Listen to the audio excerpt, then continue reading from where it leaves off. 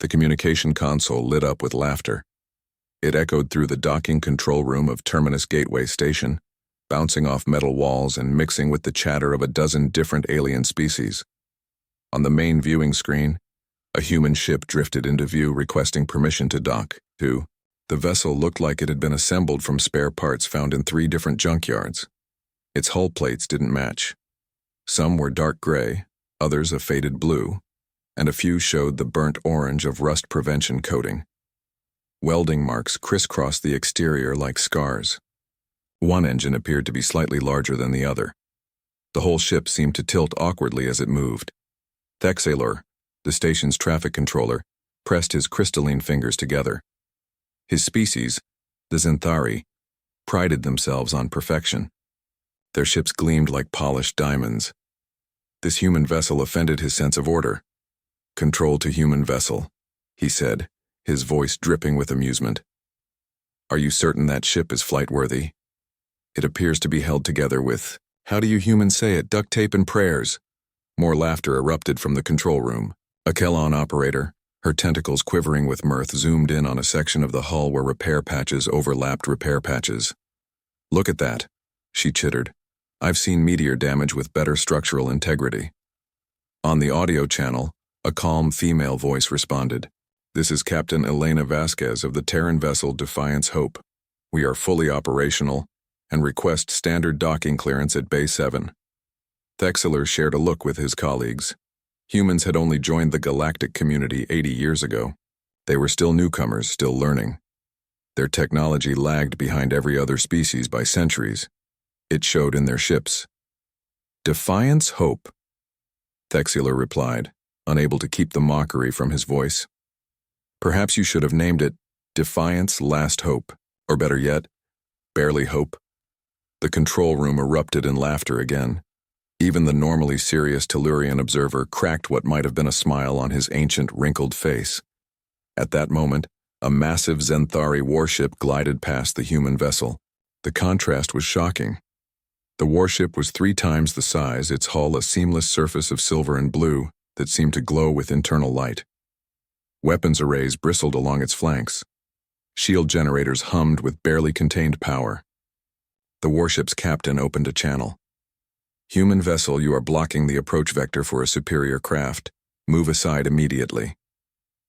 Through the view screen, those watching could see the human ship slowly rotating to comply. It moved carefully, almost gently, like an old man afraid of throwing out his back. "They fly like they're afraid it will fall apart," someone muttered.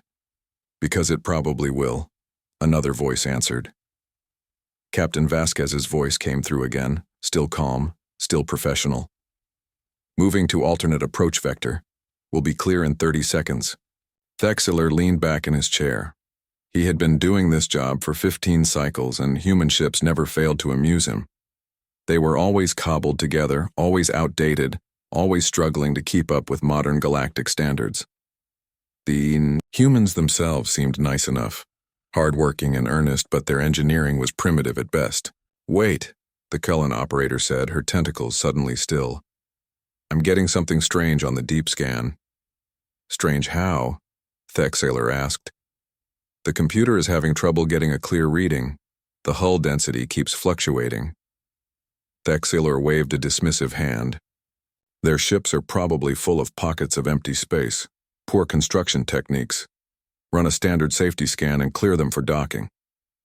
But the Quellan operator's eyes had narrowed. Her tentacles moved rapidly across her console, running diagnostic after diagnostic. "No, this is different. The mass readings don't match the visual profile. The ship should be much lighter based on its size and apparent materials, but the gravitational sensors say it weighs 3 times what it should." That got Thexler's attention. He stood and walked to her station, his crystalline body reflecting the console lights. "Show me." The screen displayed a 3-dimensional model of the Defiance Hope. Numbers scrolled alongside it, updating constantly. The mass calculation kept changing, jumping between values that shouldn't be possible for a ship that size. "That can't be right," Thexler said. "Run it again." The scan repeated. The same impossible numbers appeared. By now, others in the control room had noticed the commotion. The Tellurian observer stood and approached, his ancient eyes studying the display with sudden intensity. "Power output," he said quietly. "Check their power output." The Quellan operator's tentacles flew across the controls. More data appeared. The human ship's power signature was minimal, barely enough to run basic life support and maneuvering thrusters. But the readings showed something else underneath, something the scanners couldn't quite identify. It was like looking at a light bulb that was turned off but somehow still glowing. "There are voids in the scan data," the operator said, her voice losing its earlier amusement. "Sections of the ship that our scanners just can't penetrate. That shouldn't be possible. Our scanners can read through a meter of solid lead." Thexler felt the first tickle of unease. He opened the channel to the human ship. "Defiance Hope, this is Station Control. We're detecting some anomalies in our scans. For safety purposes, we need you to hold position while we conduct a more thorough analysis." There was a pause. When Captain Vasquez spoke again, her voice carried the faintest hint of something that might have been resignation, or perhaps it was amusement. "Understood, Station Control. We'll hold position. Take all the time you need." The calm acceptance in her voice bothered Thexler more than he wanted to admit. The human captain didn't sound surprised. She didn't sound worried. She sounded like someone who had been through this before and knew exactly how it would end. The Tellurian observer placed a weathered hand on Thexler's shoulder. "I suggest you alert station security," he said quietly.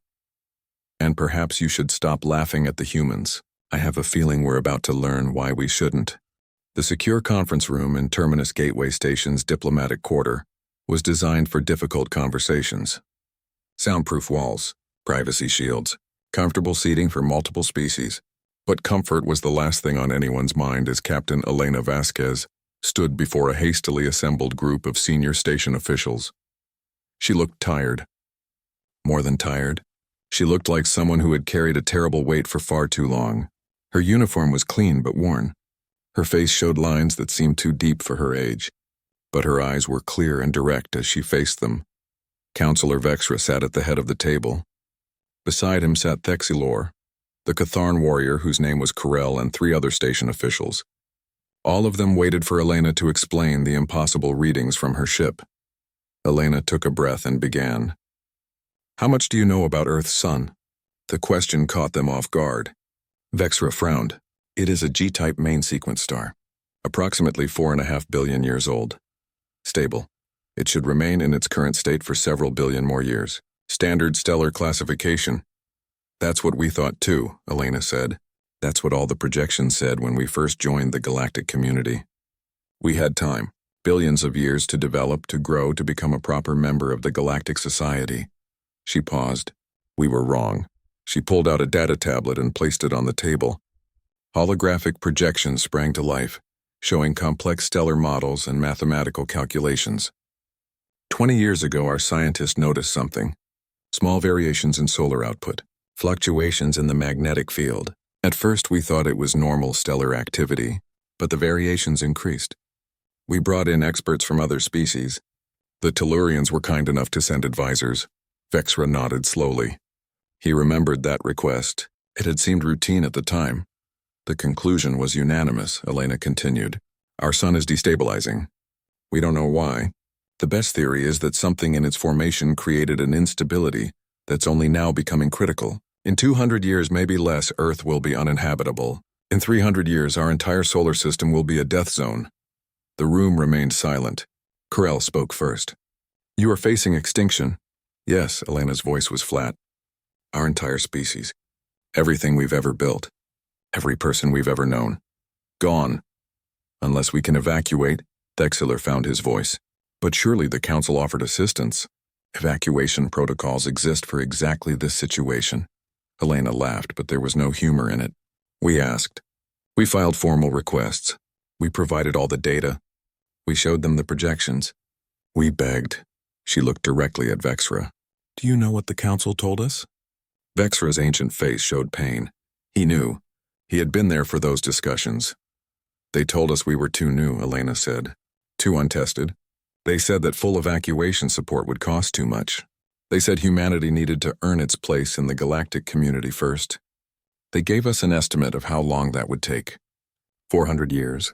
Maybe 500, but you only have 200, one of the other officials whispered. Exactly. Elena's hands clenched into fists. So we had a choice. We could wait and die with dignity, following all the proper procedures. Or we could do something about it ourselves. She changed the holographic display. Now it showed schematics of the Defiance Hope. But these weren't the external views the scanners had captured. These showed the internal structure, layer after layer of impossible engineering. We called it the ARC Protocol, Elena explained. Every human ship from the smallest courier to the largest freighter would be converted into a potential generation vessel. A lifeboat for humanity. If Earth dies, we survive. Carell leaned forward, his warrior's instincts engaged. The hidden compartments, the strange density readings. This is your evacuation plan. Part of it, Elena confirmed. The Defiance Hope can carry 50,000 people in cryogenic suspension. We have biosphere systems compressed into 40% of the ship's internal volume. We have genetic databases containing DNA samples from every significant species on Earth. We have digital archives of our entire history, our art, our science, everything that makes us human stored and protected. The power core, Thexler said. Our scans showed something impossible, something incredibly dense. Antimatter, Elena said simply. The room erupted. Antimatter containment was known technology, but miniaturizing it to the degree the scan suggested was considered impossible. The energy requirements alone would require systems far beyond human capability. You're lying, Thexler said. Humans don't have that technology. We didn't, Elena agreed. Not until desperation forced us to develop it. Do you know what happens when your species faces extinction? You stop playing safe. You stop following the established rules. You take every risk, try every theory, push every boundary. And if 90% of your experiments fail catastrophically, you don't care. Because the alternative is everyone dying anyway. She pulled up more data. Test results. Casualty reports. Records of ships that had exploded during development. Space stations that had suffered containment failures. The price humanity had paid for its impossible technology was written in blood. Our success rate was 40%, Elena said quietly. For every ship like the Defiance Hope that works, 1.5 didn't make it. But we kept trying. We kept building. Because 40% of humanity surviving is better than 0%. Vexra had remained silent throughout. Now he spoke, his voice heavy. I remember your requests. I remember the debates in the council.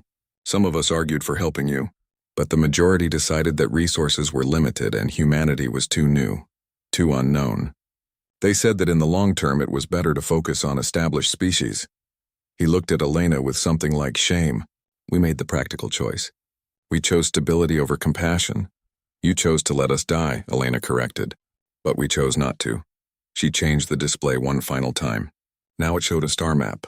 Red dots scattered across known space. 200 of them. Every red dot is an ARC ship. Every single one can birth a new human civilization if necessary. We've hidden them in plain sight. Cargo haulers, research vessels, patrol ships. All of them look like junk. All of them are laughed at by station controllers and other species. And every single one carries the future of humanity. Carell stood. In his culture, such determination deserved respect. You have turned your entire species into warriors. You fight not with weapons, but with survival itself. We fight with hope, Elena said. And we'll keep fighting until either we find a way to save Earth, or we've scattered humanity so far across the galaxy that nothing can wipe us out. You can mock our ships, you can laugh at our engineering, but every single vessel is a promise that humanity will not go quietly into extinction. She looked around the table, meeting each set of eyes. So now you know. The question is, what are you going to do about it? Are you going to seize my ship? Arrest my crew? Report us to the Council for treaty violations? Because we developed technology without proper oversight. We pushed past the safety limits your regulations require. We did everything we weren't supposed to do. And you did it because we gave you no choice, Vexra said softly. The ancient counselor stood slowly. He looked at Elena with an expression that mixed sorrow, respect, and something that might have been shame. Captain Vasquez, your ship is cleared for immediate docking. Take whatever time you need for repairs and resupply. There will be no charges, No investigation, no report to the council. He paused. At least not yet, because I think the council needs to hear this story. All of it. But that decision should be yours to make. Elena nodded slowly. Thank you, counselor. As she turned to leave, alarms suddenly blared throughout the station. A new voice crackled over the communication system. All vessels, this is station defense. 12 unknown ships have just dropped out of FTL. Configuration matches Dravik's pirate fleet. They are demanding immediate surrender and tribute. This is not a drill. The station shuddered as proximity alarms screamed through every corridor. On the main display in the command center, 12 ships had appeared from nowhere. They were ugly vessels, cobbled together from parts of a dozen different species technology. Dravik's pirates specialized in raiding neutral stations exactly like this one. They were brutal, efficient, and they had been monitoring the station's communications. Station Commander Oryxval tried to keep the panic from his voice as he addressed the pirate fleet. This is Terminus Gateway Station. We are a neutral zone under Council protection. Any hostile action will result in severe consequences. The response was harsh laughter. A scarred Dravik's face appeared on screen. Council protection? We monitored your transmissions. Your protection is one damaged Zinthari warship and a bunch of civilian vessels. You have no defense. Pay tribute or be destroyed. You have 10 minutes to decide. In the secure conference room, Elena had already started moving. She tapped her communicator. Vasquez to Defiance Hope, status report. Her first officer's voice came back immediately. Captain, we're watching. The pirates want the station's cargo manifest. They specifically mentioned us. They think we're carrying valuable technology. They're not wrong, Elena muttered. She looked at Vexra. Counselor, what are the station's defensive capabilities? Minimal, he admitted. This is a neutral trading hub. We have shields that can withstand normal space debris and maybe 1 or 2 hits from light weapons. Against 12 pirate ships? We'll last maybe 5 minutes. Thexelor was frantically working his console. The Zinthari warship is powering weapons, but they're outnumbered 6-1. Captain Zexthor is requesting immediate evacuation protocols. He says fighting is pointless. Karel had remained silent, but now he spoke. My vessel is also docked here. We could assist, but Catharn cruisers are built for honor combat one-on-one. Not fleet actions. He looked at Elena with curiosity. Your vessel. You said it was a lifeboat, but your scans showed hidden weapons. Can you fight? Elena was already moving toward the door.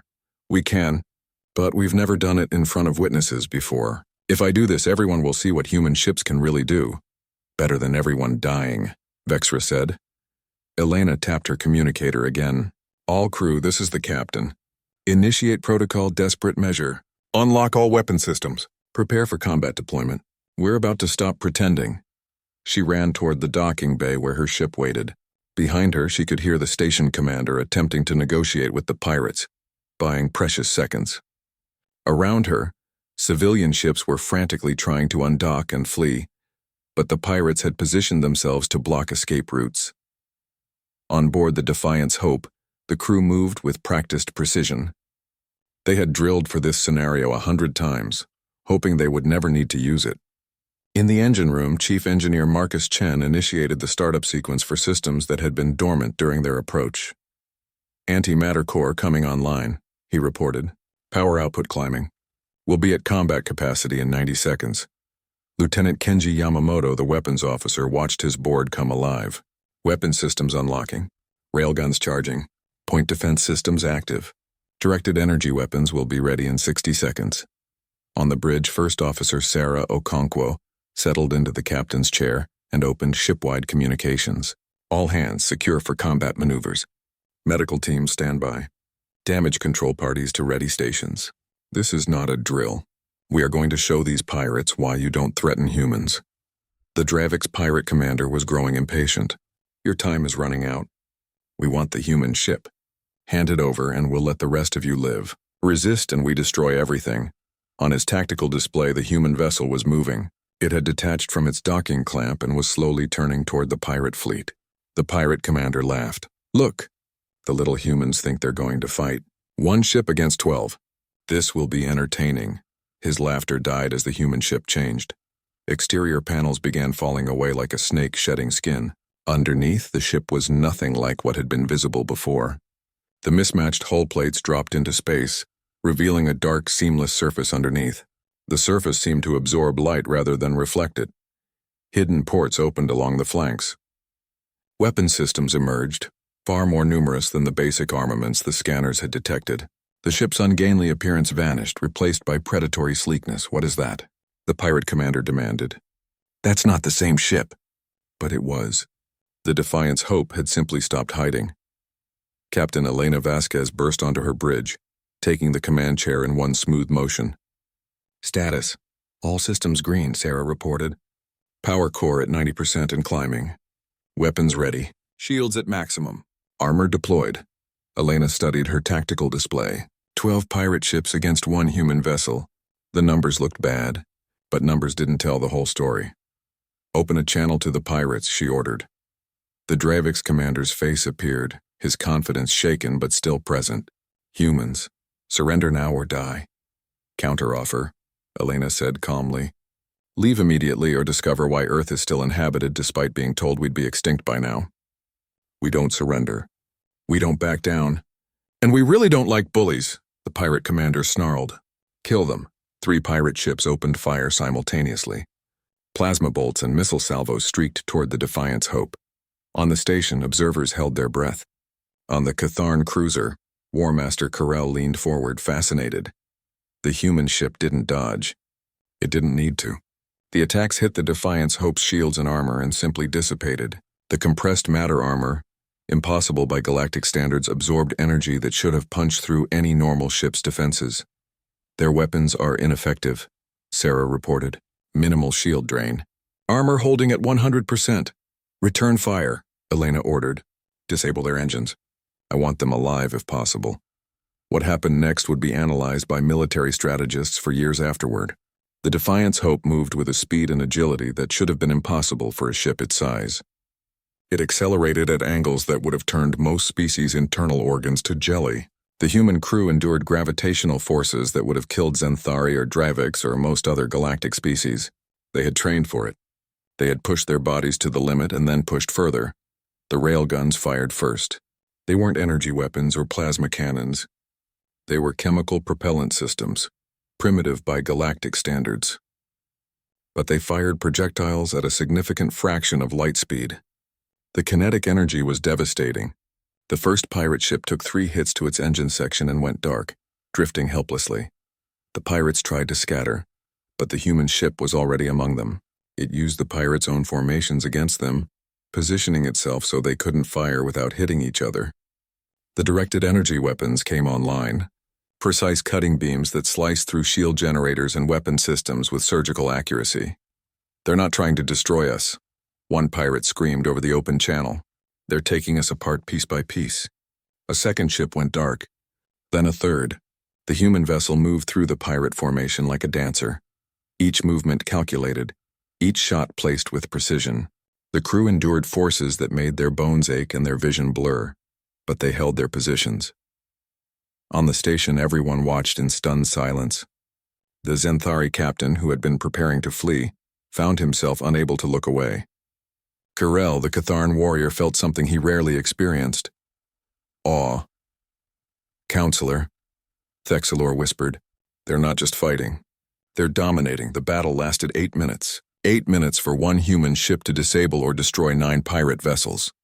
The remaining 3 fled into FTL, leaving their comrades behind. The Defiant's Hope returned to the station, its hull scorched and damaged but intact. Several sections showed signs of stress. The impossible maneuvers had taken their toll. As the ship docked, medical teams were already receiving casualty reports. The human crew had pushed past safe limits. Some had broken bones from the extreme G-forces.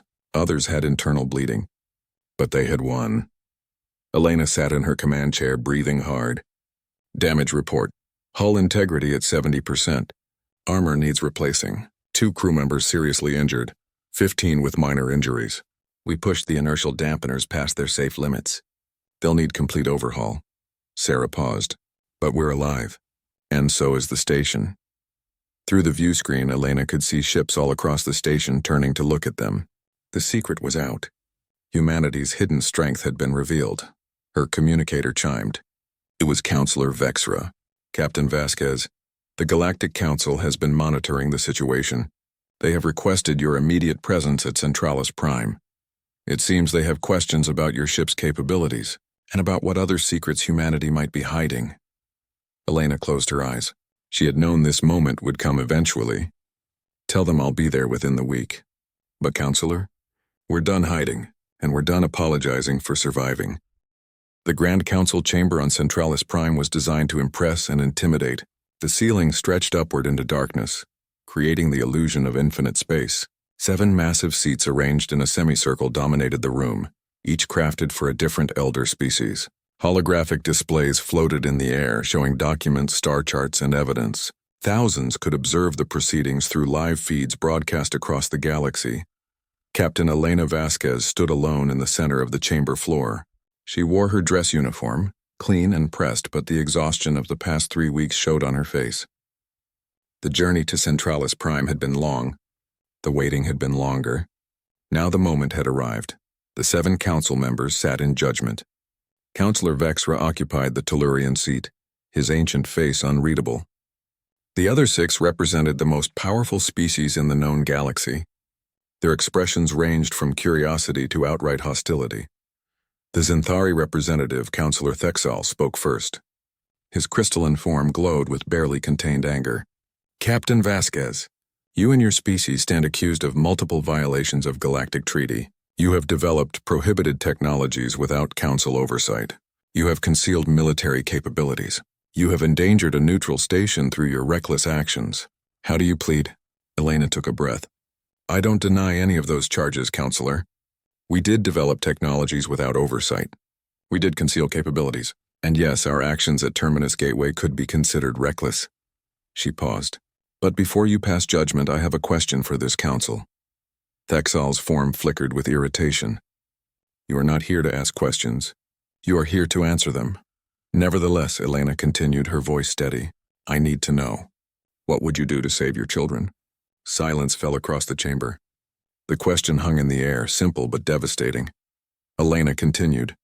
What would you do if your son was dying? If your homeworld faced extinction? If you knew that everyone you loved, everything your species had ever created, would be dust and ash in 200 years? What would you do?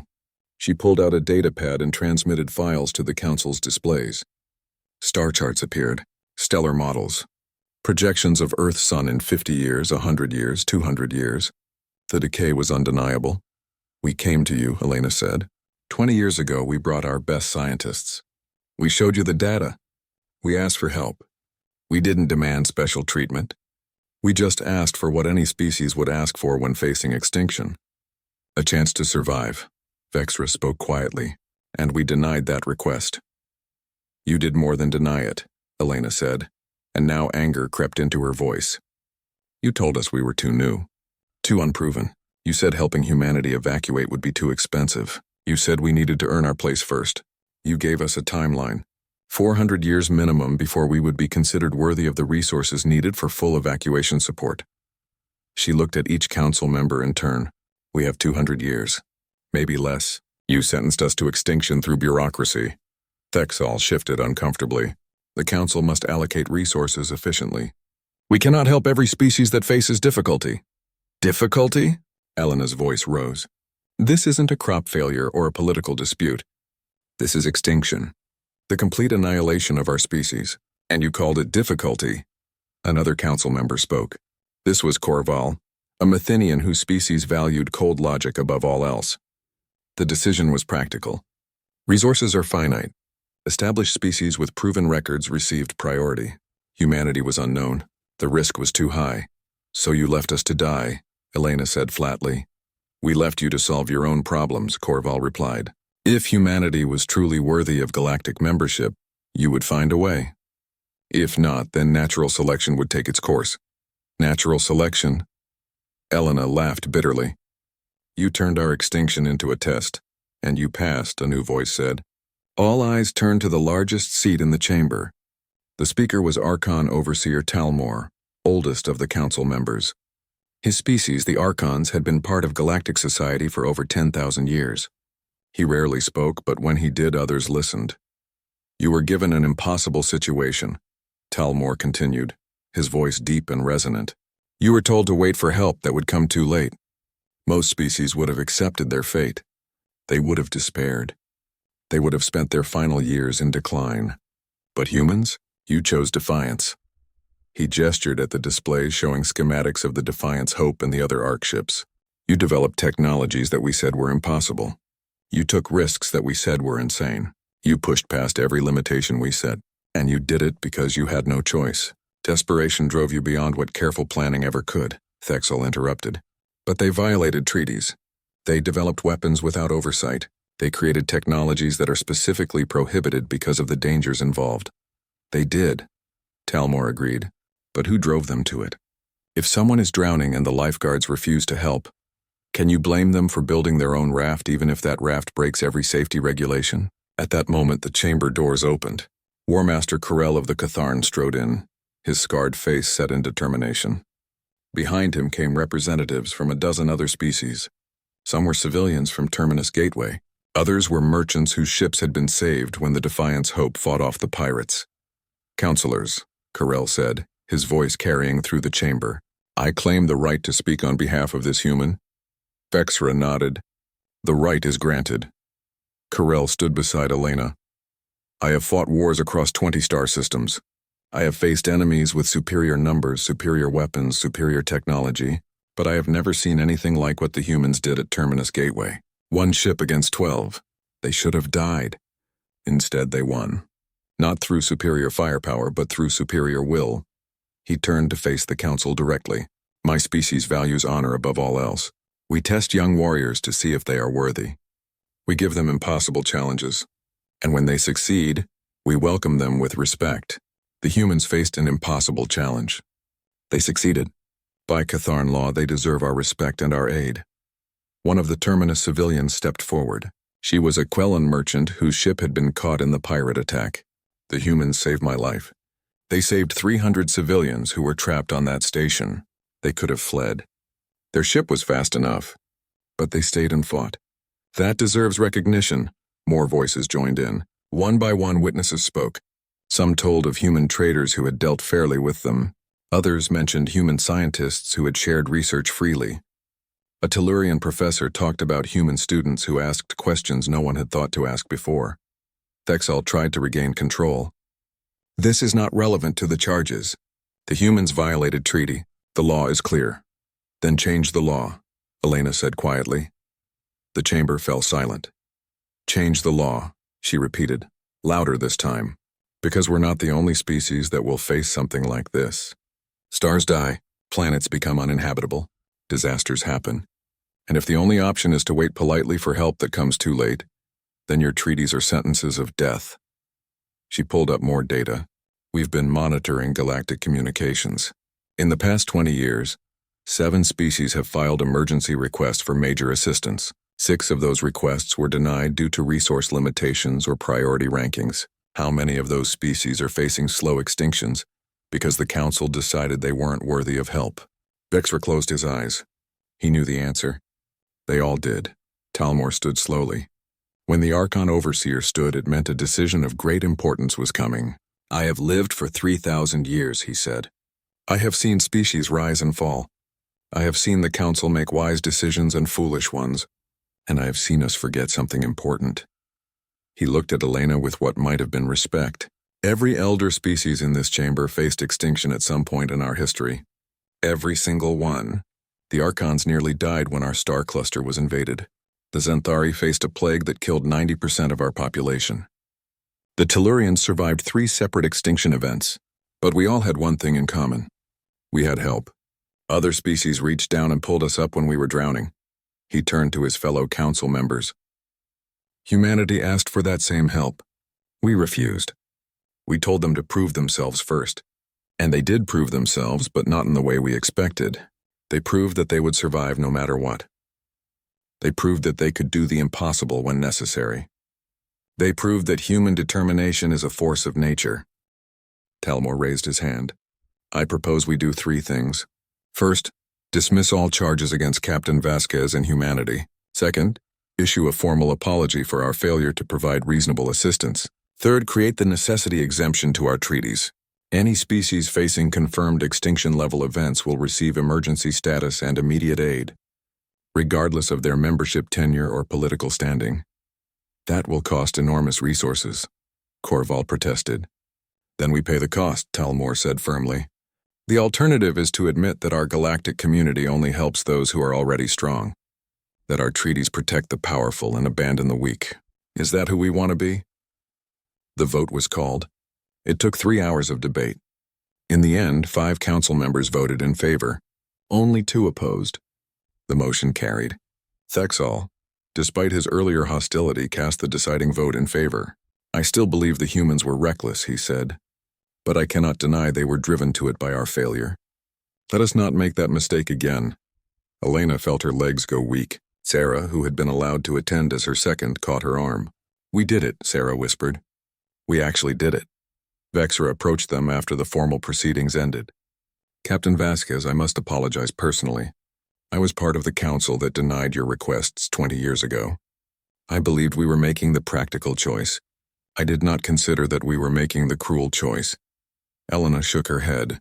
You're making it right now. That's what matters. Over the next 3 weeks, the galaxy watched as the council made good on its promises. Emergency colony rights were granted to humanity. A dozen established species offered worlds suitable for human habitation. The Catharn offered to help train human defense forces. Technology-sharing agreements were signed. Not just humanity giving its secrets, but other species sharing theirs freely. The 200 ARC ships were officially recognized and designated as protected vessels. Any attack on them would be treated as an attack on a council member species. Elena was offered a position as ambassador, but she declined. I'm a ship captain, not a politician, she said. Give the job to someone who's better at sitting in meetings. Instead, she returned to the Defiance Hope. Her crew had spent the time making repairs and upgrades. The ship would never again have to hide what it was. On the day they departed Centralis Prime, Elena stood on the bridge and looked at her crew. They had been through so much together. They had pushed past every limit.